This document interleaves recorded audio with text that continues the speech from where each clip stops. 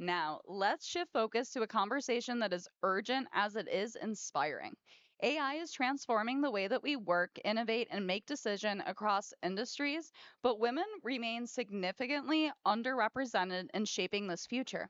This imbalance isn't just a numbers problem, it affects the perspectives, ethics, and creativity that drives technology forward. So the question is, how can we ensure that women are on the forefront of leading and the next tech revolution?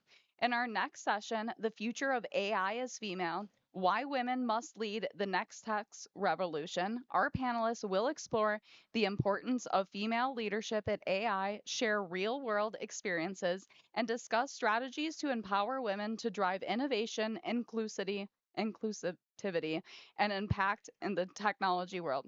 Please join me in giving a warm welcome to our panelists as they take the stage.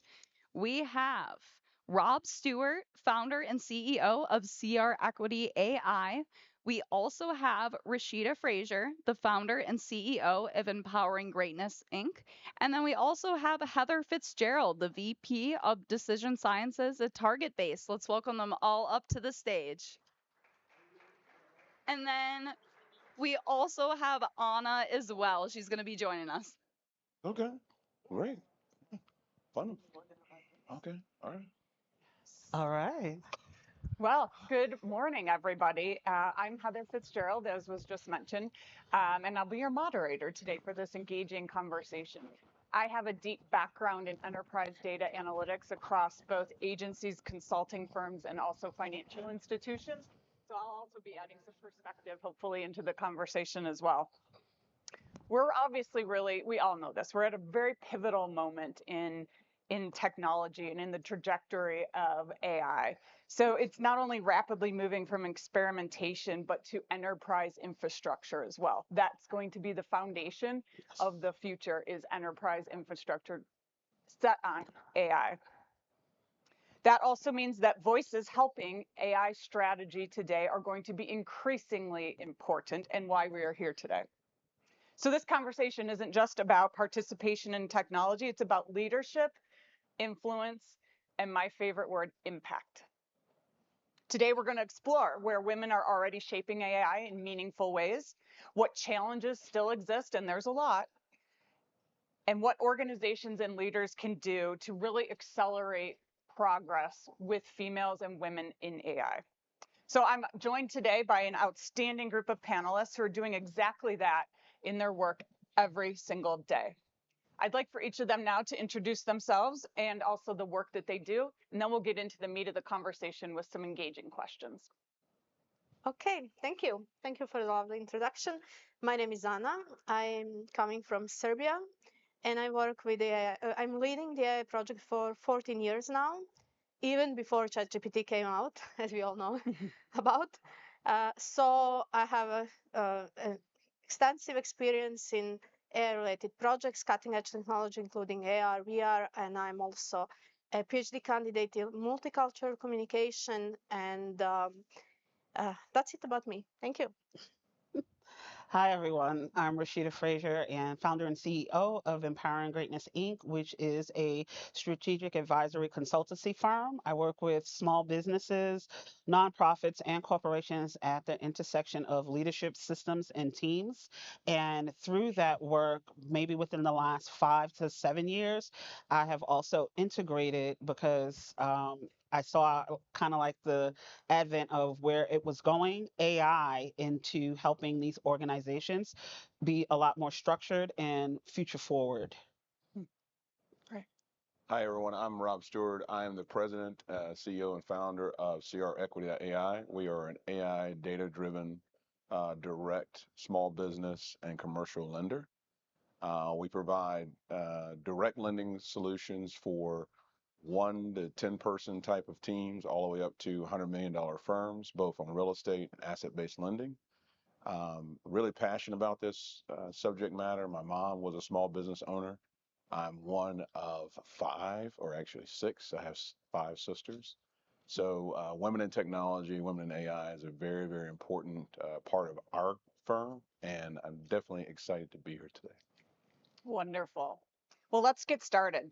I'd love to ask each of you what you think is one shift, maybe two if you want to go that far, that is happening right now in AI leadership that gives you the most optimism for women entering this space. Hmm. Access. I think that is what it is. Um, when I look around the landscape of the people who I work with and collab with, there's it's a lot more access to AI apps, AI tools, AI learning, AI technology, and not just from the ChatGPT or the Claude level, but truly from a producer level as opposed to a consumer. And I think it's opening up the ease of learning, especially for women, on how to incorporate and be creative with a lot of these strategies to now kind of really be in the forefront. So for me, that's what I see as kind of like that pivotal change. Great. Definitely. Access, I agree with her. And that means that moving with agentic AI, it helps women do so much more that they couldn't do before. Yeah. So that put females into the perspective of managing and leading and basically bridging all the steps that they were unable to do like 2 or 3 years ago. So I believe that access in terms of changing how the AI works is a pivotal moment nowadays, and it's completely changing the industry and how we work and Yeah, how we lead actually at the end of the absolutely. day. Yep. I think AI provides everyone, but especially women, a voice or a medium, if you will, right? Before, if you think about like historically, uh, females have always like earned like 75 or 77 cents on the dollar for every dollar that men, and then like minority females even worse than that. Um, AI to me is kind of like the voice or the conduit that allows someone, especially a female, to have an idea and really go to market with that without having that bias. So, like for example, um, a female now can actually have an idea, put that idea and concept into Claude, develop an app. You, me, nobody knows who created that, right? We go onto the app store, we download it, we don't know who created it. That's right.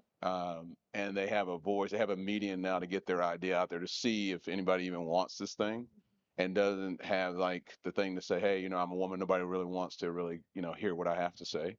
So they actually have the ability to build what they want, be anonymous if they want to, put it out there on the market, see it, and get it to market quicker without having to go through the entanglements that a lot of things before that they would have to get out in front of, which to me is allowing us to be more innovative, right? With that voice and ability to go to market very quickly now with this new tool technology. Yeah, it's definitely leveraging the playing field, if you will, Yep. because if we look at tech industry, and while I don't have the exact stats, it still is very heavily male dominated.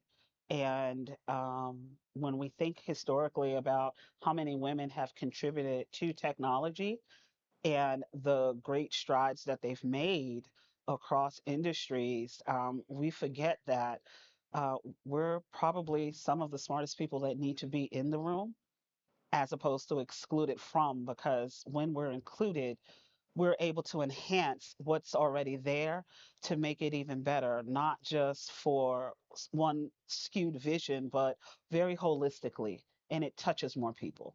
Mhm. Great. Next question here, and one that I'm really looking forward to this discussion on. Why does women's leadership in AI matter beyond simply representation? And to me, and I would love to explore, your thoughts on these too. To me, some of that really revolves around perspective and experiences. Thoughts? I'll Yes. take that. Yeah. So in our world where we're at in direct lending, we get paid, and people think we get paid on pushing money out the door. And that's not really true. We get paid on making calculated risk. And in our firm, we took AI and we basically wanted to take implicit bias out of the system, right? Where it doesn't matter if you're if you have a concept of, scaling a company for, development water bottles, or if you need capital for putting something cool out and developing a new book technology, whatever your passion is, right? Right. We wanted to create an environment that allowed anybody to realize their dream and have capital and come into a funnel and secure funding to scale your company. That's really the bottom line of our firm. In that process, I thought we had done that and created a very simple process in doing that. I brought two young ladies onto my firm as interns at the time. One was a UI data scientist designer, and the other one was a blockchain intern engineer. And we had won an Inc. 5000 award. We had done all these cool things. I'm like, yeah, man, we got a cool company. But they were, it was primarily male. And I had these two young ladies that were very timid at the point, and they basically created this Zoom call. And the one young lady that we have, who is now our lead designer, she put together this mind map and explained to me the user journey that I thought we had a very simple process. We had a 27-step process to get someone to buy our product, right? To get into engage in our product. And it blew me away. Right. It was literally the most defeating conversation I had from a 22-year-old in my life. And this young lady had the fortitude to say, your product sucks. But more important than that, she's like, this is how we can fix this, Rob. Right. This is what clients want. This is the data behind it. And that was a turning point for our company, was having someone in the room that, number one, saw a problem, took it by the horns, showed me that the toy was broken, put the data behind it, and then showed me how to fix it. Not only, was I grateful for that, but it was like this group thing, because we had this locker room with these dudes that just slam code all day. And it took this really smart young lady to say, you guys suck. But we want to help you fix it, because this is what we feel. This is what resonates with people from a design perspective that we had never even taken into consideration, never even would have thought about it, honestly. And that thought, that diversity, come from a different lens, something that we didn't have before, and it totally changed our company. Mhm. Right. And I That's just want to add to that a little bit because in the work that I do not have a tech background, but I have a strategy background. I can see things in puzzles. I can tell what is missing. I can tell what is needed. And I taught myself tech. I taught myself AI. I taught myself code. I taught myself all of these things. And to me, it's just an added benefit. So when I go into a lot of the organizations that I work with, who are my clients, a lot of them are very heavily male dominated. And it's my unique perspective of being able to see things in this very strategic way and kind of play Tetris and then figure out the technological aspects of it and how to use it in a way that actually heightens um, their human capability to do other things for the corporation. Um, I've always gotten feedback like, what were we thinking? How did we not see this? Right. And so having that different perspective outside of those initial designs, like you said, a lot of it is, boys sitting in a think tank around how the business needs to be, how it needs to be structured, how we're going to deliver. And having that diverse perspective that can see what they don't really is something that is magical. And so when you leave women out who innately have a little bit more creativity in how they view things, you actually come up with a lot of stagnant business and stale ideals that really don't drive and move innovation forward, in my opinion. great background. Yeah. I completely agree with my co-panelists. And um, in my experience for working 14 years now in the field, I actually had an opportunity to start working for one company, and I was in the interview. And it was a funny story that I passed the interview and everything. They were very happy with my knowledge and expertise, and they offered me a job. But they said that the last sentence was, we kind of feel uncomfortable asking you this, but will you feel uncomfortable working for us because you are the first female colleague. You will be the first female colleague in the company. It was a company of 20 engineers, brilliant minds, excellent colleagues, my friends for life. But and I said I would not feel uncomfortable. I was never thinking about it from that perspective. I was all about the quality and everything. But it found out that to be able to apply for a job as even as a developer, QA, whatever, you had to pass a test. Yeah. And for years, none of the females hadn't passed the test and to be able to apply. So I was the first female colleague and the only women in the company. And I didn't complain. It was a very good experience. I was treasured and all of it.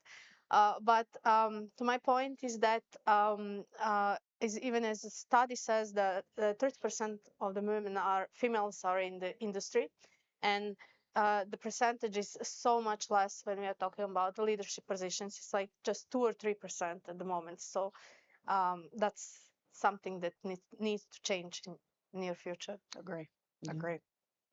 So let's keep diving down, a little bit further here.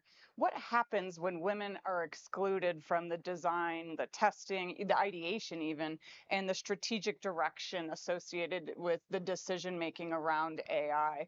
And I think, if any of us can think back, or remember stories of products and services that were brought to market that did not have the diversity that they needed to develop the best in class Right. products.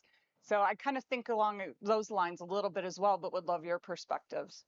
Um, I can go. I think what happens is that the blind spots actually scale, right? When you don't have someone in the room who thinks differently and can challenge what everyone else is maybe seeing, it escalates those blind spots, and then you get product, you get services that really don't correlate to your quote unquote target audience, right? And so I think it's like really trying to figure out like the best when we're excluded, there's just a dimension that's missing, right? Think about how you grew up in your home, right? Whether it was just mom or it was just dad or it was a combination of the two, right? I grew up with both my mom and my dad. I understood what it was and how my father saw things and how he functioned as a male in my home. I also saw how my mother saw things. I was able to see real conflict in action when they had discussions, right? When it didn't line up. I was able to see how my father would sometimes take a step back and go, oh my God, I didn't see it from that perspective. And even how my mom was able to. And by watching that collaboration of sorts, made me understand how important it is to have women and men working together for a greater good and a common cause. So when we don't have women in the leadership, right? When we don't have them in the decision making, in the design, in the strategy of it all, we're missing such a um, per, uh, a key aspect of everything that we're doing. And when you tie that back to AI, right? It helps to take out the biases because it makes it inclusive.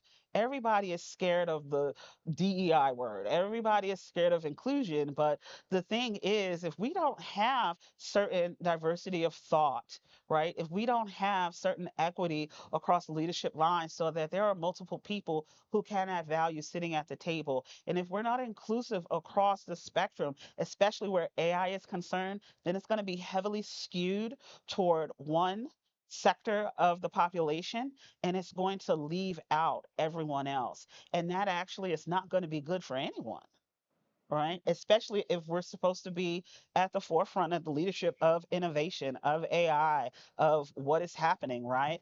I think about when I was a child, I saw the Jetsons, right? I'm waiting for it still today. Pop something in the microwave. I may be aging myself, and it pops out, and you got a full Thanksgiving turkey dinner, and it's like, okay, honey, it's time to eat, right? But when you think about it from that perspective, it's like how do we then even think about something just even on a mundane level on how AI can help with things outside of business, but in everyday life? Mhm. And you have to have that diverse thought. And I think women bring that to the table. It's definitely, I completely agree. And I'm just going to add that that's the uh, what it's needed is to open the possibility for females based on their knowledge and expertise to be included in design and making, decision making, and everything. It's not just about being the females. It's about the opportunity to work with what they have and what they know, and that will help shape the product, the business, and everything better and to the market. Yeah. Great. So let's talk about actual leadership in AI from the female perspective.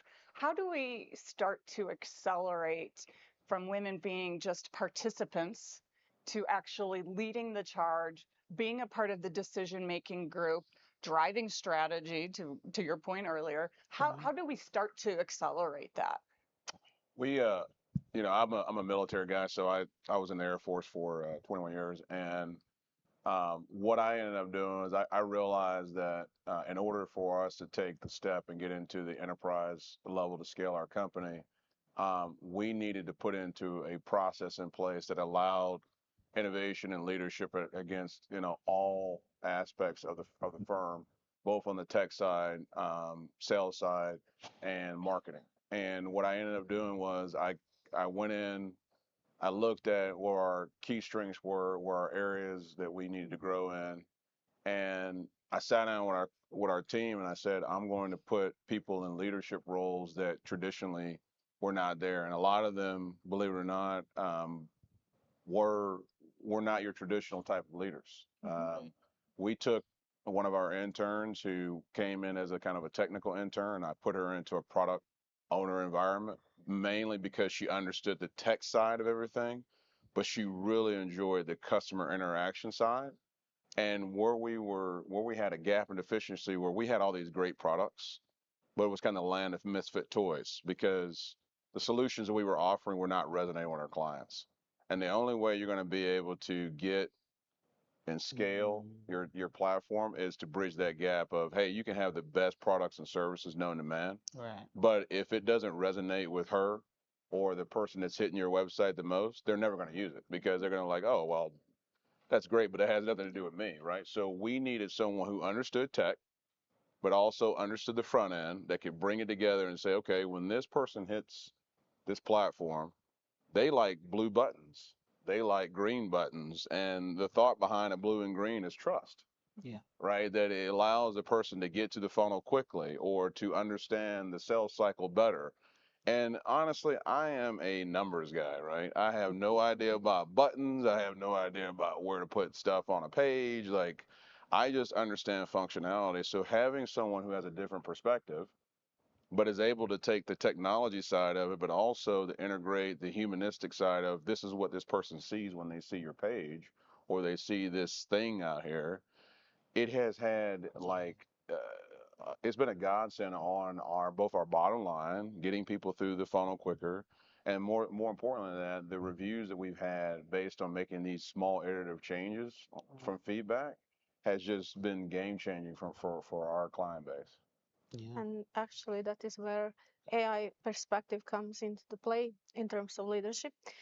For females, is that if we're going to talk about this topic a year ago, then we were going to talk about generative AI and how it helps you not to work like things that are manual and repetitive and everything. Right. But nowadays we are talking about agentic AI, as I mentioned, and now there is the AI doing things for you, so you are 3 times or 5 times faster and Yeah. 5 to 10 times more. The what you have delivered is 5 to 10 times more better in quality. So the only thing you need to apart from verify what AI has delivered is to be able to concentrate more on the leading perspective on actually putting the product or the business into the market and Right. excel at that. So that's where the technology nowadays helps females in terms of leadership. It allows you, it gives you more time to focus on that. And that's the skill that not a lot of people have, and that should be actually what we should emphasize. So that's a good thing that is helping us into that direction. So I kind of want to combine what they both said. So a part of what Rob said was um, I took the best of their skill set and I elevated it. And what Anna is saying is we can now be more effective leaders because we don't have the bottlenecks of staff and other people kind of telling us what to do. And when you pull that together, it again, I'm all about creativity and strategy. And I think what is starting to happen across the playing field is that women are starting to see that they no longer have these barriers of a boss telling them things that they can and cannot do, or someone telling them that they're not skilled enough, depending on where you are in the spectrum globally, right? Because it's a global issue. It's not a US issue. It's a global issue.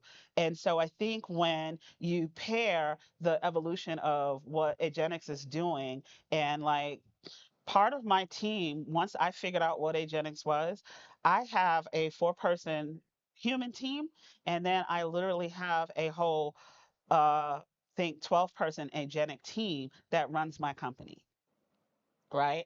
And these 4 people that I have working are in charge of these agents and making sure that they do the things, that they're programmed correctly so that I could get out there and lead. And when I go into businesses that are small and I'm doing that, right, I'm effectively teaching them how to then elevate them in leadership. And I have maybe about 40% of my clientele are women owned businesses across industries, right? From small, mid to corporation led teams. And to introduce that level of creativity, to take the best of who we have and then show them through AI how to do that, really push them in the forefront of leadership. And you're starting to see more female leaders starting businesses, teaching about it, and really spreading the word in the gospel, but also creating product and services that are really they're pushing the envelope. And I think that's how we just kind of make sure that they stay in that leadership because it really does open up based off of that. Absolutely. Yeah. Yes. So let's kind of take a little bit of a shift here to talk about what do women-owned businesses or underserved founders, if you will, need right now to stay competitive? What access might they need? What platforms might they need? What even people that they hire? What do they possibly need to be able to be successful and grow their business? They We I they need money. know. Look, they they need Rob. yeah, they we have one of the coolest things that about my business is that, and I got a couple messages on the app, which I'm very blessed for, and I'm not looking to provide funding to anybody here, but more than happy to do it if you want. Has been I got a message last night where a young lady was in the audience, very very nice young lady, and she heard what we were talking about as far as funding and being providing equity and or business solutions and capital.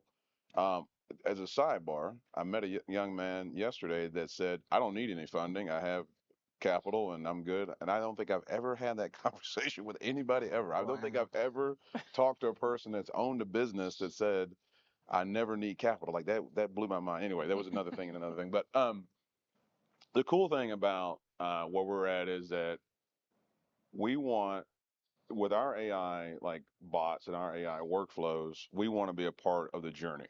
So where our ideal situation is, if a client comes to us and says, "I need $25,000 for my startup. I have an idea." Right? We want to be able to help provide them that $25,000 because loyalty means a lot to people. And that's one of the things I really want to hit on with the way we've brought in our branding with our new marketing. And this young lady that has came into our firm really has changed the way I think about things, right?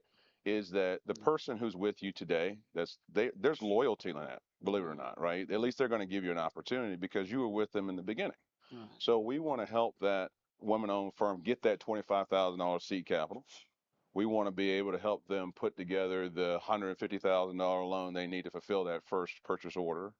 And we want to be able to help offload them and get them a 7A credit facility for that $5 million line of credit they need to scale their company, right? Or whatever that journey is for them.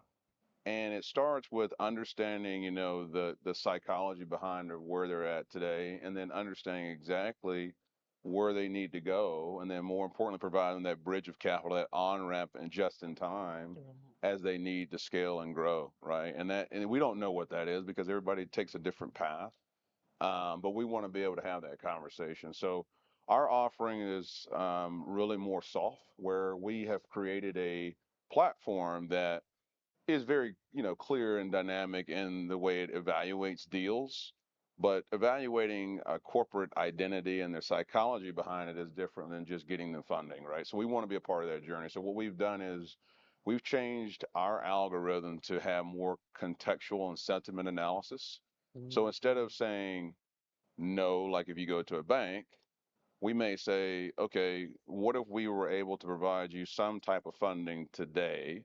And then once you meet these measurable objectives, we'll package this differently for another investor that will take you into a different type of funding as you grow and scale your company, which is a little bit different than just blowing somebody out and saying denied.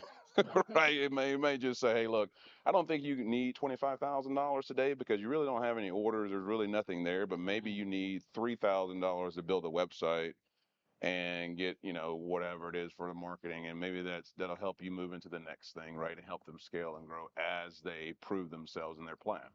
And our AI really responds to that and pairs investors who allow that venture capital, angel investor, and seed capital as long as they move forward in that continuum, which is something that we've tried new and we believe that is going to return on investment over time. That's a Yeah. great business model. Yeah. Thanks. I'm gonna shift it a little. I think what would help, um, even outside of that, is a mind shift in those who have access, right? We need sponsorship, we need mentorship, we need allies who actually see the value of who we are and not through the lens of how society normally says we should be or how women have been normally seen in the case of business, right? And I think if there's a shift in kind of like that mental narrative and that push to say, wow, that's a smart young lady and she may be onto something. And it's not to take anything away from her. It's not to say, hey, this is not Shark Tank, I'll give you this much for 5%. No, this is really like, wow, they really have something. And get back into kind of like that mentorship mode, that sponsorship, that let me help this woman, this business owner, this team over here really get their business to the next level because I've done it and there's no competition, right? There's enough space in the world where I can have a piece of the pie and they can too. And I think if people started thinking along those lens more, you'll actually see a lot more ability to collaborate, a lot more women businesses really getting to that next level, and get them some money because we do need money. But To that point, I want to yeah, tell you that now with AI, I can bet on this, and not you, ma'am, just using an example, but I can bet on her, right? right, I don't know who she is, right? right, I have no idea, but if she comes to us and she has a sound business strategy and plan, and she comes to me, she says, hey, Rob, I've mortgaged we get this all the time. I've mortgaged my house. yeah, I need $50,000 to fulfill this purchase order, and I'm all in. And by the way, I've had this business for 5 years, and I've made $25,000 a year, and I've never taken a salary. We get that story a lot, yeah, right? But now, if we could figure out where her bottleneck is, maybe it's a marketing thing, right, or maybe she needs CFO as a service because she's doing 25 jobs and she just really needs somebody to do her books. She's terrible at that. Okay, great. right, Now we have technology where we can bring Claude in or an AI agent, right, right, to help her with her marketing or help her with her CFO or whatever else to allow her to get out of her business yep, to scale her business. right? So it's just really understanding that. But with this technology now, she doesn't need to be a Fortune 500 today, That's right. right? She just needs to, she has work ethic or a good product or whatever. We can now bring those Right. tools in place, right, to help her scale that company. Right? Right.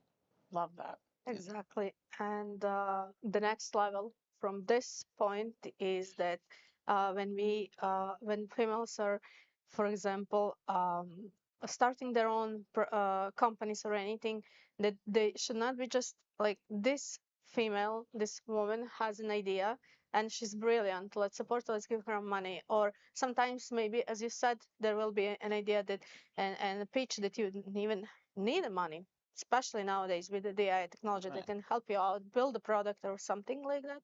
But basically, let's achieve the step when it's not that female or that woman that came, she was brilliant. No, that's the person that is That's it right. is brilliant and has a brilliant idea. In my personal experience, when I'm starting my own company, and for 2 years that I'm working on that, there was like zero, completely zero woman that I spoke about regarding my idea. From angel investors, now I don't need investment whatsoever. I use agentic AI and I build the product by my own. But basically, at the end, I'm always speaking with males, and every time there are males in the room. Like when I start working, and I was the only female in the company. Now I'm speaking with women, starting my own company, and they're all males. And it is fine; they deserve to be there. But probably there are some females that also deserved to be in that Yes. audience, and they're probably not because of some reason when we are speaking globally. So now I would like for that to be the next step, not to be females are there, we empower them. No, that there are persons there that they deserve to be there based on their knowledge and expertise, That's right. whether they are male or female. So I strongly believe that that should be the final step of the journey, and I would be very happy if that could be global thing. Yes. So culturally, probably Yeah. not Yeah. so easy to achieve. Great perspective. Thank you. Yeah. No problem. So before we open it up to questions, comments from the audience here, one last question, and I've kind of been saving this one for last because it excites me. I'm also a university professor within data analytics leadership, so this one just really rings home to me. How do we prepare the next generation of women and girls for leadership in an AI centric culture, essentially? And I think back even, 20 years ago, beginning of the 2000s, the big thing was STEM, right? Let's get females into STEM. Well, this is kind of the next iteration, right? Yeah. How do you feel about this, and what would be your perspective on how we can engage younger people, to do Girls Who Code or anything really associated with that? Support, maybe I can start with this, but I would say what they basically said, and support, mentorship, and pushing and telling that females, girls can do it, because this is the world. It's Yeah. AI shaped world that we're living. It's completely changed, and how we do work today is completely different. You will all agree with me how you did your work like a year ago. It's completely different way of doing the work. So next generations, our children will live in that world. So we just need to push them to believe in them and to support them, and to females to have allies in males, basically. That's what we have. As we have Rob here on the stage as an ally. You want to go next? What we have done, this is the second year we've done it, but we have a summer internship program. And what we try to do is we pick three of the most difficult tasks for the backlog. We literally go into the backlog and spin a wheel. We figure out, what has not been done. Um, like for example, we have a blockchain integration effort to come up with a stable coin this year. So we put out requisitions to hire interns. And one of the key components of that is women in tech. We have a women in tech initiative where we operate with a nonprofit, and we get 50, 100 resumes, and we have a pitch day. We say, hey, listen, we allow the best and brightest to come in and tell us, how would you solve this problem? We pick the top three. The team votes on it. We take those three, we put them in the internship program and accelerator, and then out of that, we say, hey, look, here's an IDP. Here's your individual development plan. This is what we need to get done. However, they do that and solve that at the end of the summer, we make offers of employment based off of that, based on Yeah. performance, Mhm. right? And that's really how you do it, right? You say, hey, look, we got this problem. For whatever reason, we can't solve it. We're going to give it to you, very young folks who are hungry and thirsty and want to do all this tech and coding, slam and stuff like that. Yeah. And at the end of the day, we're going to pay you a little bit of money, not a lot. We're going to give you a little bit, and then if you show us what you can do, we're going to give you a job. And we've done it. And two of those are female in our company. That one of them was that young lady that took a 27-step process down to 5 steps now that has just done revolution for us. And the other one's our product owner. So it's done really, really well. But at the end of the day, just to be transparent, it really comes down to the leader of that company, Yeah. right? They've got to want to embrace that and Yeah. really want to do it. And that's something that has just got to change over time. But really, they've got to be innovative and want to be able to bear that and put it forward. So, Great. Um, I think we take it back even further. Um, so I sat down and I really thought about this maybe about 3 years ago, and I started doing education in high schools because I realized that if I can catch them early yep. and really start molding them and shaping them around what the future is going to look like, around not just entrepreneurship, but also workforce development and new and improved jobs, right? They'll still always be kind of like the blue collar jobs that AI will never take away. But as we move forward, we need to start equipping our youth with just forward facing and thinking work. So I basically started a nonprofit called Great Futures Rising. And what I do is basically just that. It is all about workforce development in teaching them not just how to consume AI as a consumer and use it for menial tasks, but we're bringing in tech, we're bringing in code, we're bringing in STEM, we're bridging the gap and starting to mold the minds from as early as 13 and all the way to age like 24 because we realize that that's the next and future generation and they have some of the most innovative and best ideas, especially the young ladies. And so catching them at that early age, I think, is really how we move them into the next realm. And in order to do that, again, just getting sponsorship, getting people who want to volunteer and help to teach that curriculum and move that forward. So to me, I think that's the best use of time. And I think if more people figured out creative ways to be able to do that, then we would have a lot of great futures rising into this new level of innovation that we're at, especially for the young ladies. What a great opportunity you created. Yeah.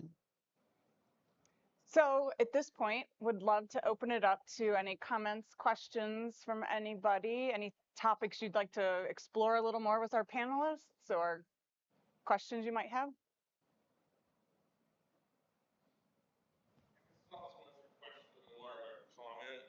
Thank you. Hmm. I think a lot of people aren't comfortable with other people being smarter than them. And I think Yeah. so if we have a lack of, you know, women in like higher executive positions and making changes, I look at that as more as a dude problem than a woman problem. Because if like a guy can't just accept the fact that one of the smartest people at the table is a woman, Yeah. that's a them issue, not a. Because Sarah's our CMO at our company, and she is way more talented than I am, and we couldn't do half the things Yeah. we do without her. So again, not really a question, just more of a comment. Thank you for sharing that. Yeah, it's a good comment, and I agree. I'm usually the only, in a lot of respects, the only Black woman, the only consultant, the only strategist, the only female in a lot of spaces that I'm in a sea full of men of all colors, shapes, and sizes.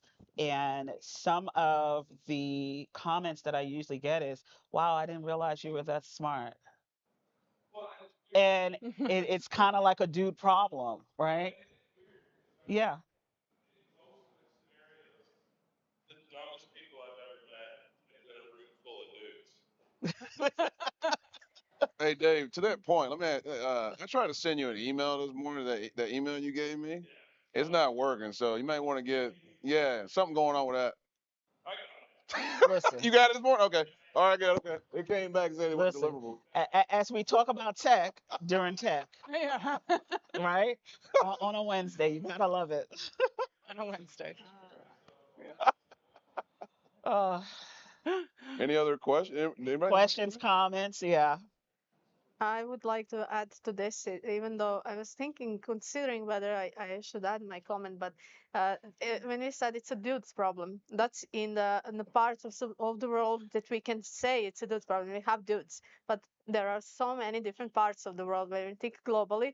When we don't have dudes, we have like males that females are completely not allowed to be in room in any way, or Yeah. it's not just somewhere are not allowed, somewhere are they they are allowed, but on the personal cost of not being females in terms of being mothers, wives, or anything. Just if they ever consider having a career. So it's a kind of a adding a serious component to this topic, but worldwide, yeah, globally it Where- is like that. So Heather. Heather.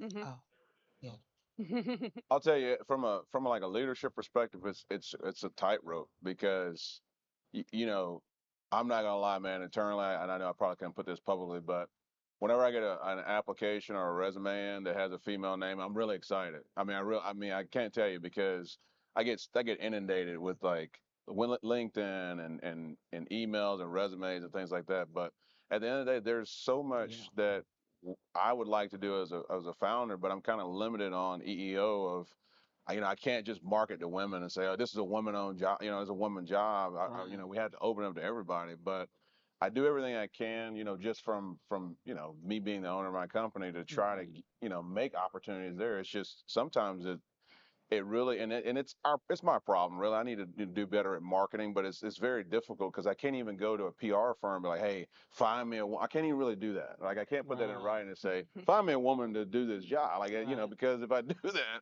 I set myself up for those opportunities. So what I try to do is we try to put incentives out there and do, like I said, the internships Hmm. and different types of speaking engagements that are centered around women in tech, women in business, stuff like that. But it comes both ways. It's like if we had more opportunity for women, but also if we had more applicants, that'll give us a better opportunity to bring in women in our firm. Right. Right. So I believe we are at time. So, She- oh, we're actually at time. We were told to stop, but Well, I'll be around. yeah, I was gonna say, make sure you talk to us afterwards. We're happy to huddle outside really quickly and answer any additional questions and or hear any additional comments. Yeah. And feel free to follow us on LinkedIn and or talk to us and exchange numbers if you want. Thank you, Thank panelists. thank you. you.